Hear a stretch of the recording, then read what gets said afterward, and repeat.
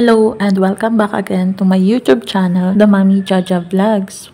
For today's video, magbabahagi ako ng pampaswerte para makaakit ng kasaganahan, ng prosperity, at magkaroon ng pagkain sa araw-araw. Isa itong feng shui tips na maaari nyong subukan at gawin kung hindi nyo pa ito nagagawa. Kung kayo ay nakakaranas ng kahirapan at kakulangan sa pera, kung palagi na lang alat at kung minsan ay halos walang makain dahil kulang ang budget, meron akong ibabahagi na makakatulong para hindi na kayo makaranas ng kahirapan at magkaroon kayo ng kasaganahan at mga blessings sa inyong buhay. Mangangailangan lamang tayo dito ng ampaw at lalagyan ito ng any amount na perang papel. Kung 20, 50 o 100, pumili lamang kayo dyan at ilalagay ang perang papel sa ampaw. At pagkatapos, pwede nyong ilagay itong ampaw sa isang plastic o ziplock.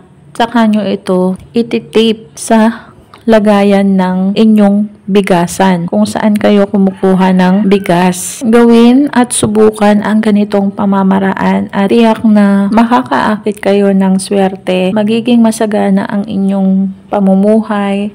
Hindi na kayo mauubusan, hindi na kayo magugutom, at makakaakit kayo ng mga swerte at blessings sa inyong buhay. Kaya kung hindi nyo pa ito nagagawa, ay wag na kayong magpatumpik-tumpik pa kung napanood nyo ito at hindi nyo pa ito nagawa. Gawin nyo na dahil pwede itong gawin kahit na anong araw at kahit na anong oras. Basta magpaka-positibo ka lang, paniwalaan ang mga pampaswerte na iyong ginagawa. Pwede mo din itong bulungan ng mga good intentions mo na magdala ito ng maraming blessings, maraming swerte sa inyong tahanan. Magkaroon kayo ng pagkain araw-araw, hindi na kayo magugutom, hindi na kayo mawawalan, hindi na kayo kukulangin sa budget. Kaya mainam na gumagawa tayo ng mga ganitong pampaswerte. Napaka-simple pero napaka-epektibo ang dulot. I-tape lamang ito sa ilalim ng inyong bigasan bago nyo lagyan ng bigas.